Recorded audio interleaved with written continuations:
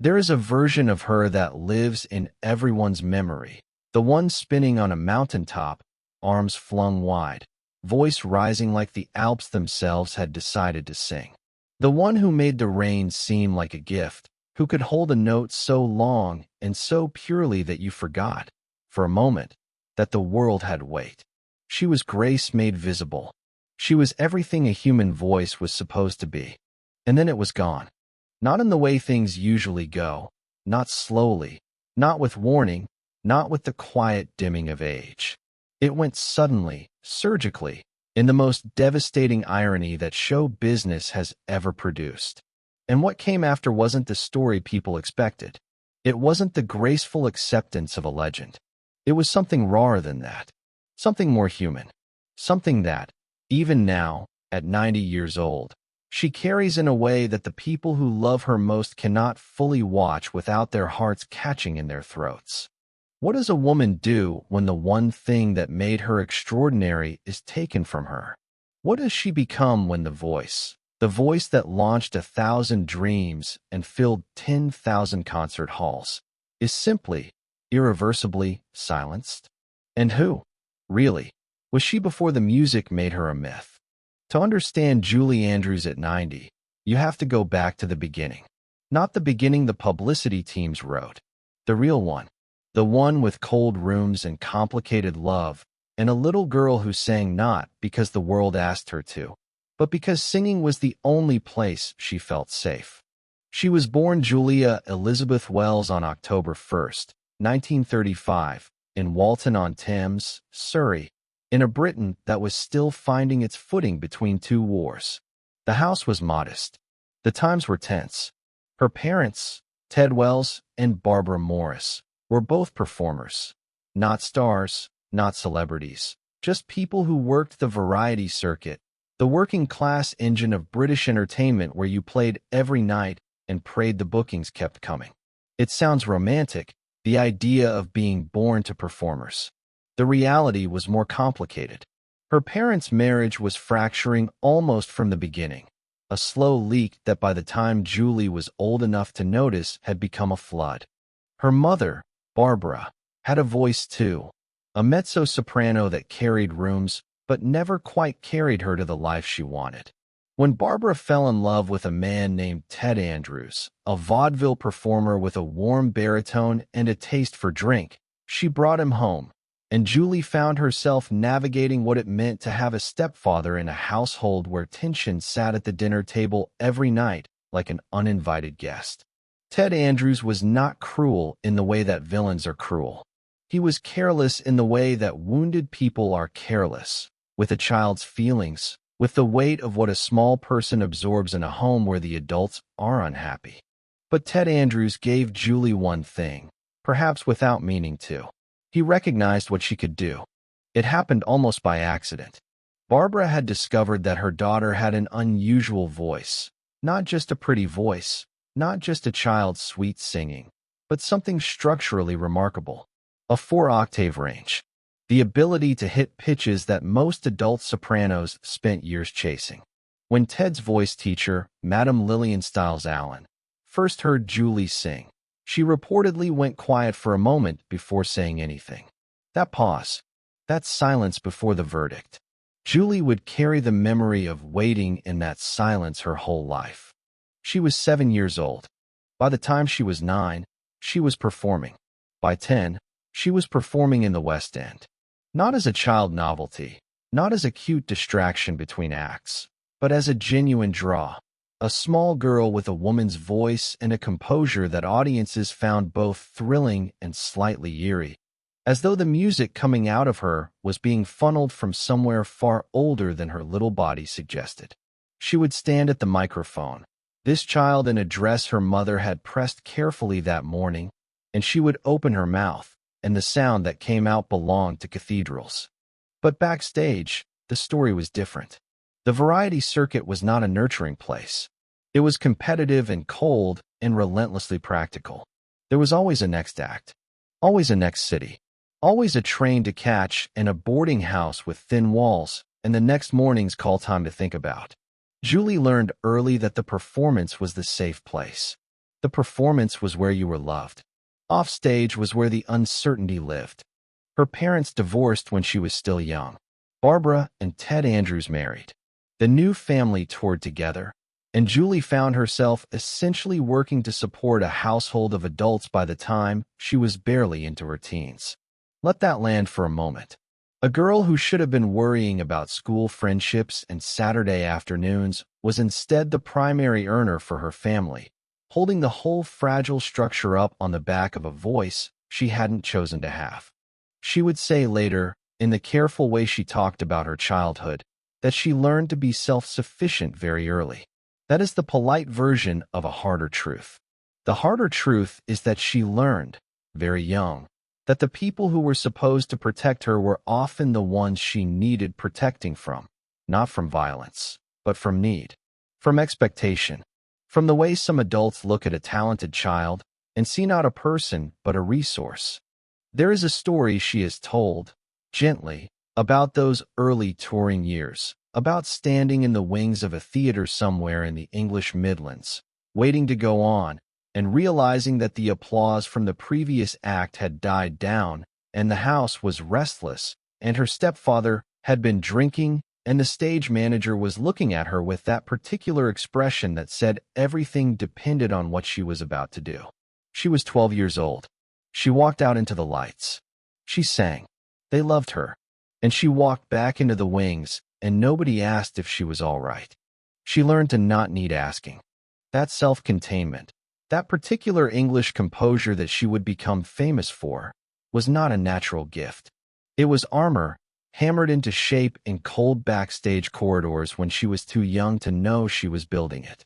Then came the defining wound, the moment that split everything before and after it.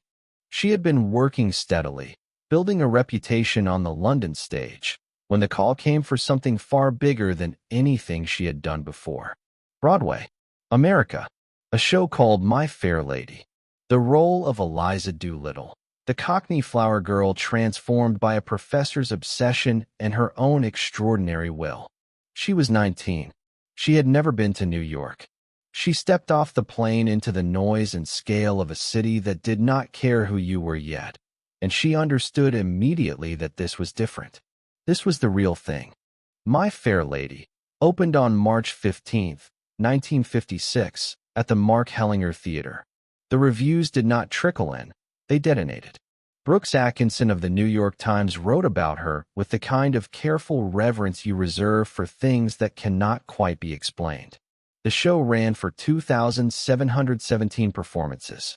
Julie Andrews was the reason people came back a second and third time. She was the reason grandmothers and teenagers and businessmen and music professors all sat in the same theater and felt the same thing at the same time. But here is what the biographies often rush past. The wound came not in failure, but in what should have been triumph. When the time came to make the film version of My Fair Lady, the studio decided Julie Andrews was not a big enough movie star to carry the role she had originated, performed for years, and made immortal. They cast Audrey Hepburn instead, and then dubbed her singing voice with someone else's. Julie Andrews, who had sung Eliza Doolittle until it was as natural as breathing, was passed over for a version of herself. She said little publicly. She smiled. She was gracious. Inside, it must have been like swallowing broken glass. And then something happened that the people who made that decision must have spent considerable time regretting.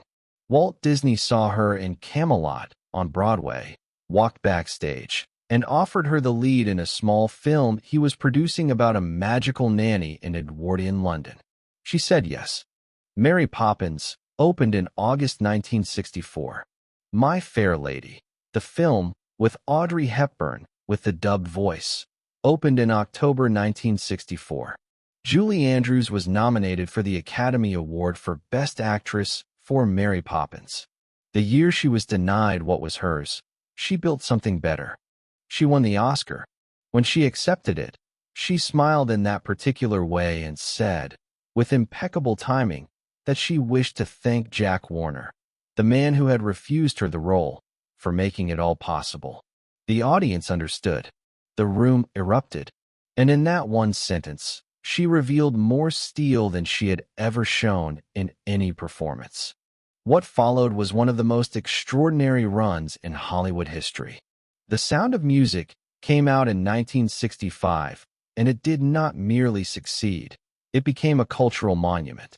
It was the highest-grossing film of that year. It won the Academy Award for Best Picture. And at its center was Julie Andrews, in a blue dress, on a mountaintop in Salzburg, spinning with arms wide and voice filling the Austrian sky.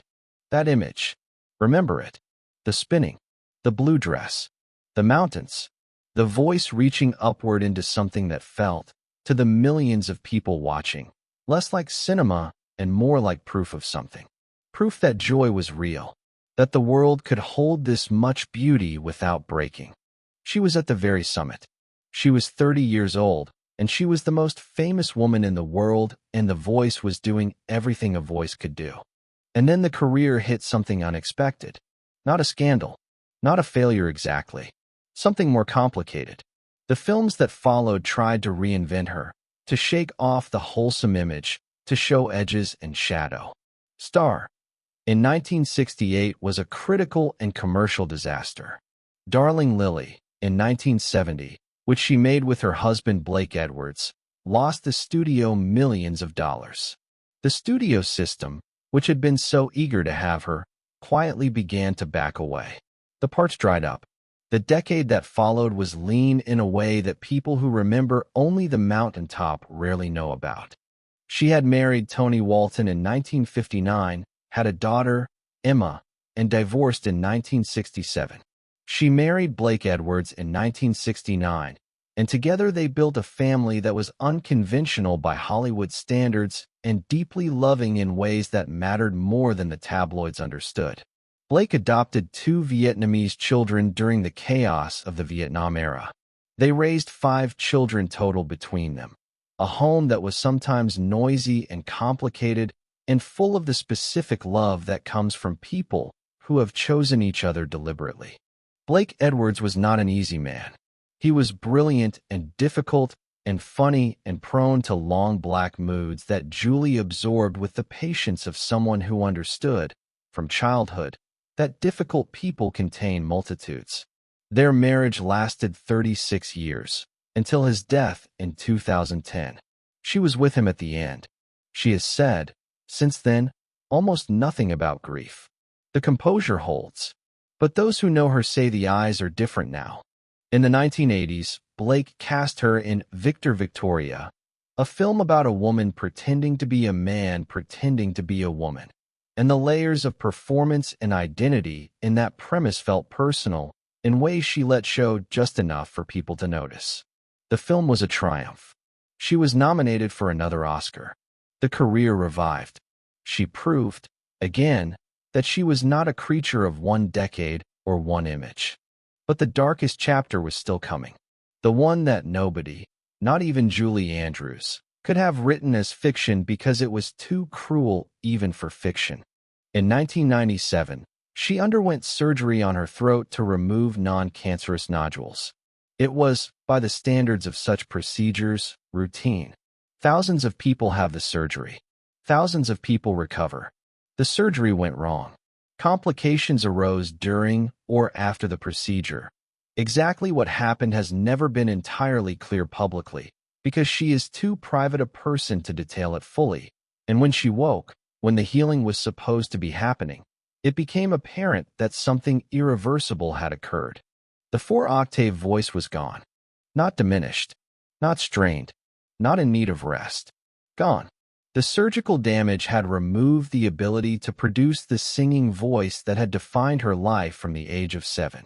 The thing that had supported her family in those cold English winters. The thing that had made a room of strangers in a West End theater fall silent. The thing that had carried her across an ocean to Broadway and up a mountain in Salzburg and into the dreams of people who had never met her and never would. Gone. She sued the doctors. The case was settled. And then she did something that takes a quality of character that is very hard to name and harder still to acquire. She kept going. She could not sing. She could still speak. She still had Blake.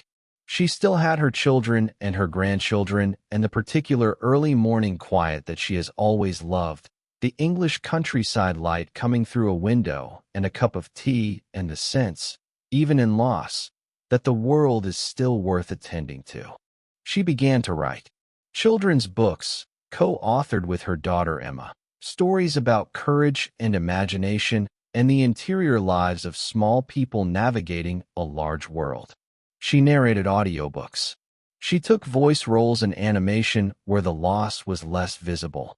She stepped into the world of directing, guiding the Broadway revival of Victor Victoria in 1995. She continued to act in film and television, Princess Diaries, Despicable Me, roles that reminded an entire new generation that she existed and that she was still extraordinary.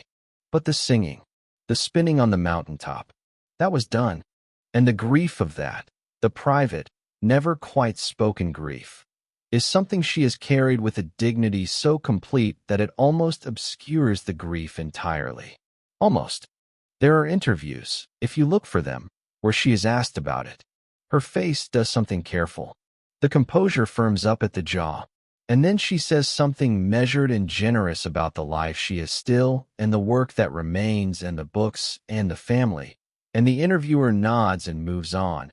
And you are left with the distinct feeling that the full weight of what she lost has never been put into words publicly, because some losses are too large for interviews.